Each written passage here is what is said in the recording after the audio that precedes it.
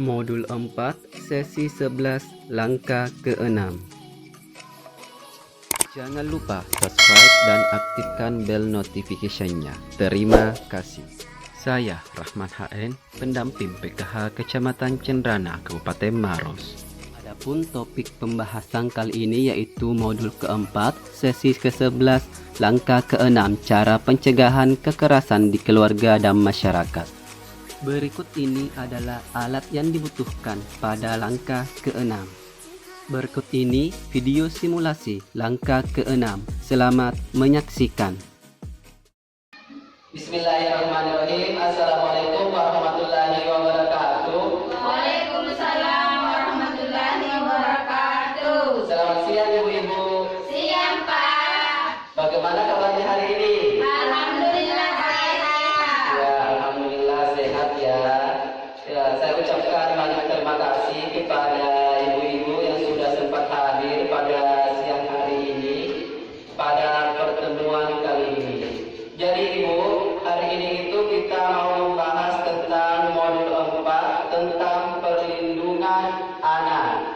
Nah, pada modul 4 ini kita sudah memasuki sesi ke-11 tentang upaya pencegahan kekerasan dan perlakuan salah pada anak.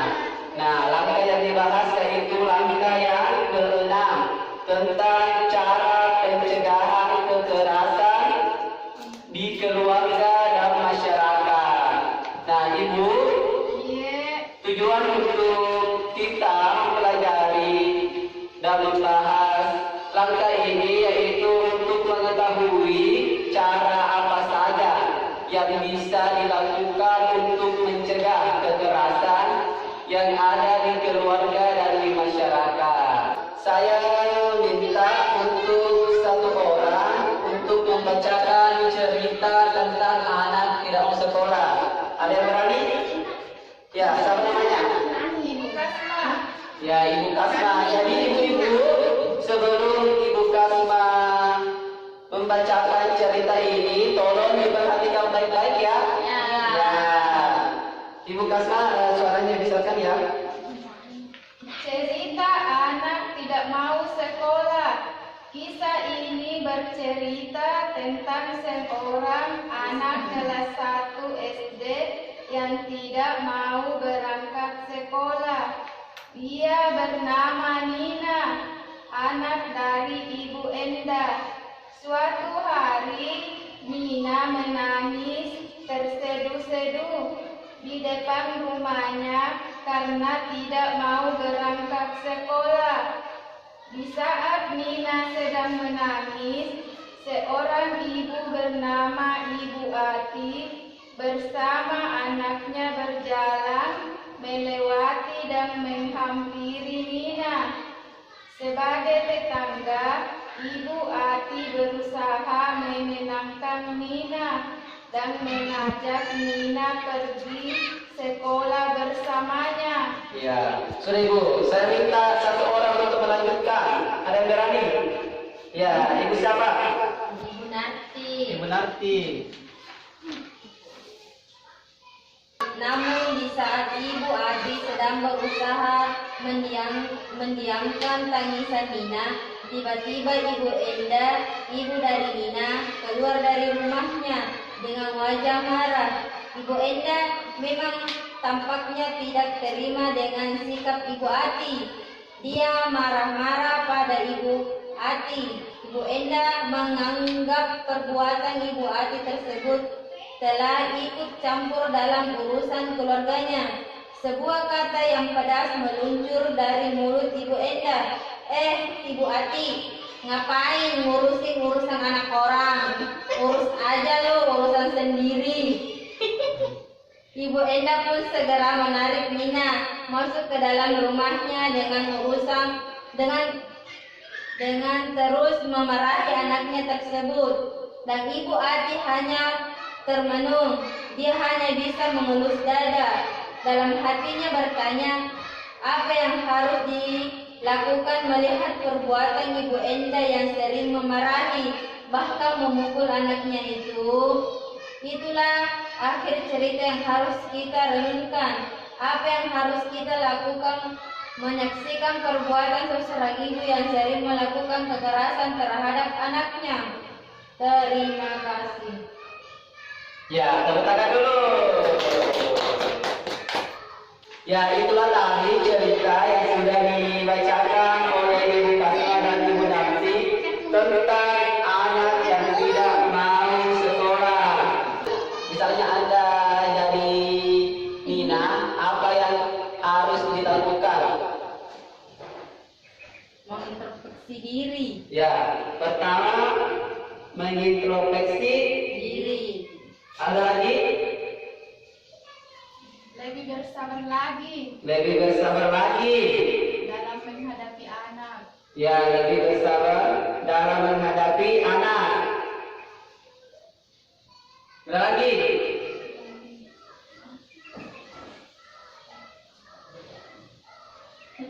Ayo, ada lagi? Menasihati anak.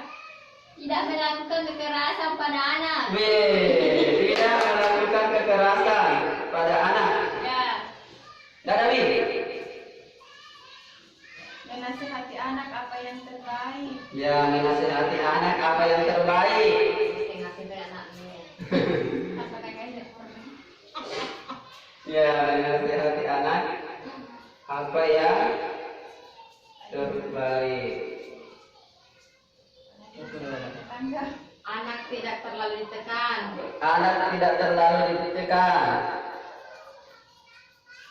Dan juga tidak dimarahi terlalu banyak. Ya, jangan terlalu marah-marahi. Tadi jawaban dari ibu-ibu yang harus dilakukan sebagai orang tua dan anggota masyarakat jika mendapati kasus seperti itu. Sampai sini paham Ibu? Paham. Nah, selanjutnya Ibu saya akan memutarkan dua film. Yang pertama itu tentang kisah si Aksa. Yang kedua itu tentang kisah si Geni. Yang pertama kita putar dulu ini ya, tentang kisah si Aksa. Ibu-ibu tolong perhatikan. Serunya bermain bola. Ada siapa itu? Ada orang mau kasih bola baru buat Aksa. Wah, Aksa pingin sekali. Anak pintar, jangan ikut dengan orang lain ke tempat sepi ya. Ingat, kalau ada yang mau peluk dan cium-cium kamu, tidak boleh kalau tidak ada orang tua kita ya. Kalau ada orang yang mau pegang badan, dada, perut, dan sekitar celana, tidak boleh. Yang kedua, film tentang kisah si Geni.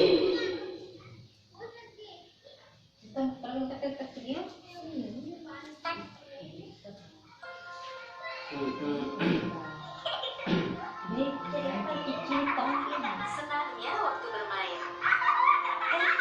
Lihat itu. Ada yang mau kasih permen enak. Saya ingin bertanya dari kedua film tadi, apa kira-kira yang bisa dipetik, yang bisa didapat? Tidak bisa terlalu percaya dengan orang. Tidak bisa terlalu percaya pada orang lain. Nah, apa lagi? Nah, kalau misalkan ada orang yang mengganggu kita yang tidak dikenal, kita harus apa? Lari. Lari. Terus Lapor polisi. lapor polisi, Lapor orang tua. lapor ke orang tua, minta tolong. Nah, kemudian tadi kita melapor ke lembaga yang memberikan perlindungan anak, seperti tadi melapor ke polisi, kemudian P2A atau Pusat Pelayanan Terpadu Perlindungan Perempuan dan Anak, kemudian PPA Perlindungan Perempuan dan Anak, Rumah Perlindungan dan Trauma Center, Komnas Perlindungan Anak, dan lembaga layanan lainnya yang ada di masyarakat. Kita melapor ke situ ya Bu. Ya, jadi Ibu, di sini tolong diperhatikan ya. Di sini ada pencegahan kekerasan terhadap anak di dalam keluarga. Yang pertama, memahami tumbuh kembang anak, menjadi pendengar yang baik, membangun komunikasi